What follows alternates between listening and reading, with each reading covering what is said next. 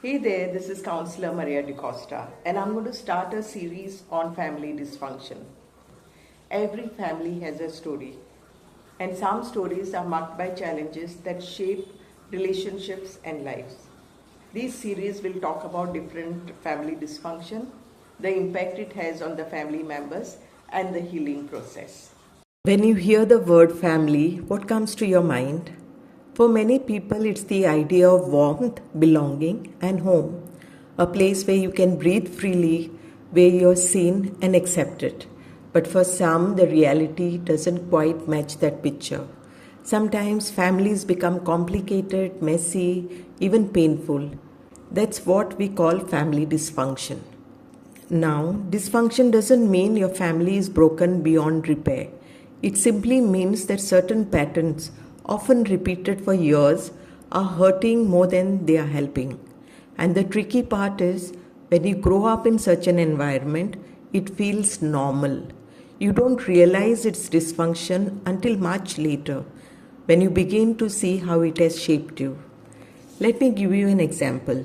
Imagine a child who grows up in a home where every small mistake is met with criticism. Why can't you do anything right? Or look at your brother, why can't you be like him? That child might grow up believing they are never good enough, no matter what they achieve. As an adult, they may push themselves endlessly at work, terrified of failing, or they may avoid challenges altogether because they are certain they will mess up. That's not because they lack ability. It's because the family environment trained them to doubt themselves. Dysfunction can look different in different families. In some, it's constant fighting between parents where children are pulled into conflicts they should never have been part of. In others, it might be silence, where feelings are never spoken, love is not expressed, and everyone pretends things are fine.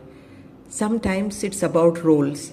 Maybe one child is forced to be the responsible adult because the actual adults are too absorbed in their own issues.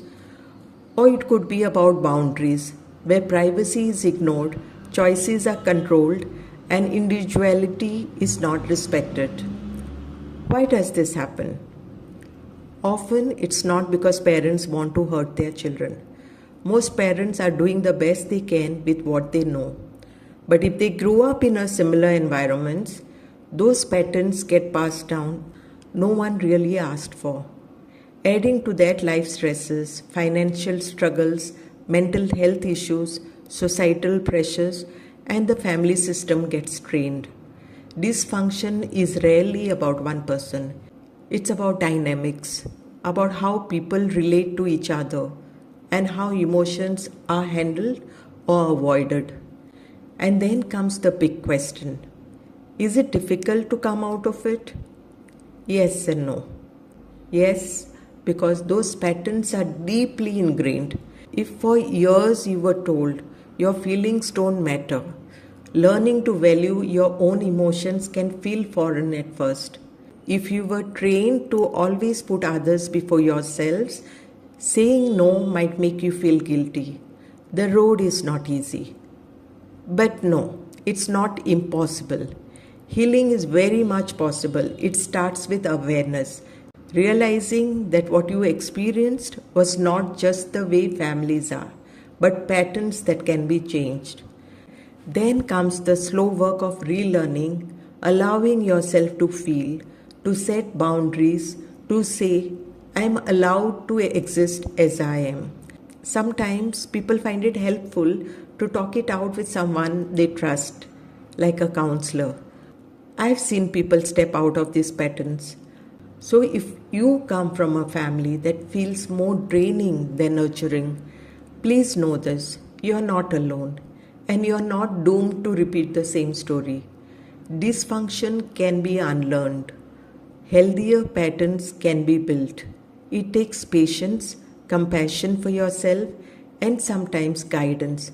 But the possibility of creating a life that feels safe and learning for yourself and for those who come after you is very real. I hope you enjoyed this video. Please follow my page for more.